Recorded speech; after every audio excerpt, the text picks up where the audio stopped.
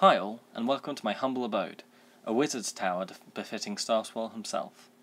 I owe my new furnishings once again to the multi-talented Ben Saint, aka Phantom Horn from Two Best Brothers Bitch About Ponies, who also draws my OC. Once again, I cannot thank you enough. Please go support him over on his channel. It Ain't Easy Being Breezies has caused something of a stir in the community for its somewhat ambiguous message. To this end, I intend to explore the moral thought through deontological and teleological ethics, and offer a different perspective on what the episode is attempting to say. In moral philosophy, there have been two main strands of thought which encompass most ethical theories, deontology and teleology. The former is derived from the Greek deontos, or duty, and refers to an ethical system which argues that moral actions are those performed in accordance to duty, and not with reference to their consequences. This kind of good is called intrinsic good, and those who have been watching my videos recently will know it refers to things which are good in themselves, in this case moral actions. The opposing theory, teleology, is derived from the Greek telos, roughly translated to purpose, and argues for morality in the consequences of actions. This is extrinsic good, or things which are good due to the good thing to which they lead. I believe that the lesson being learned in the episode is Fluttershy imparting teaching of deontological ethics onto Seabreeze, and receiving the knowledge of a teleological one in return. To show this, let's look again at the way Fluttershy is attempting to be kind, i.e. moral, to the Breezies at the beginning of the episode, and compare it to the way she is being kind at the end. When Fluttershy is first kind to the Breezies, she measures her kindness based on the specific actions she does. She brings them into her home, feeds them, knits for them, and so on. Each of these actions is intrinsically good, done by Fluttershy without thought to the consequence, but due to the fact that she seeks to act morally. This is a deontological view of ethics.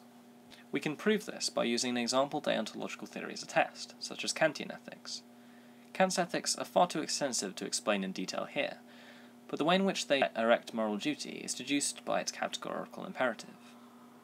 I am never to act other than that maxim by which I could at the same time will it to be a universal law.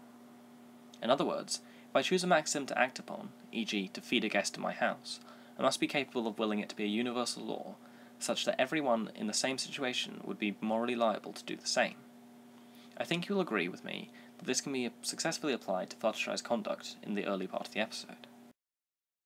Then this happens. I have been trying to get us to go from the beginning! Oh my goodness. I was just trying not to hurt any creature's feelings. My displays of kindness may have cost you everything. Time is running out, and you may never make it home. Seabreeze's speech can be summarised as arguing that sometimes actions which might seem bad or mean in themselves can be good, so long as they lead to better consequences. But this is exactly the teleological view of ethics, as can be seen by looking at the teleological view utilitarianism. This is Whammy's favourite theory, albeit he prefers the Sidgwick version, but the original is based upon the principle of utility, a teleological ethical criteria stated by Mill as follows. All actions are right so long as they produce happiness, wrong so long as they produce the reverse of happiness. Looking again at Seabreeze's argument, we can see his teleological reasoning. His example is Fluttershy's mollycoddling of the Breezies, which though intrinsically good from a deontological perspective, is less good than forcing them out and getting them home from an intrinsic teleological perspective. Throwing them out produces more happiness overall than keeping them there, as they would be unable to return home. The lesson Fluttershy learns, therefore, is that deontological moral action is not always the right course, and sometimes teleological ethics is the more moral thing to follow. The genius of the episode, however, comes from the fact that it critiques both views of ethics, rather than claiming one is better outright. If we look at it through the lesson Seabreeze learns, then it is entirely different.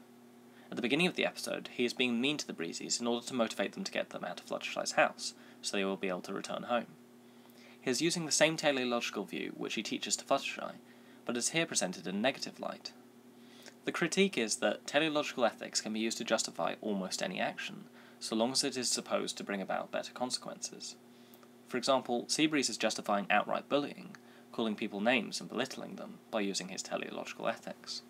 Then this happens. That is exactly what I have been telling all of them, but they do not listen to me. No Breezy ever listens to me.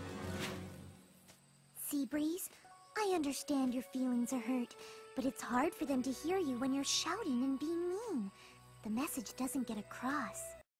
Fluttershy teaches him a deontological view, that kindness for kindness' sake can be the best way to act sometimes, and that teleology must draw the line at some point.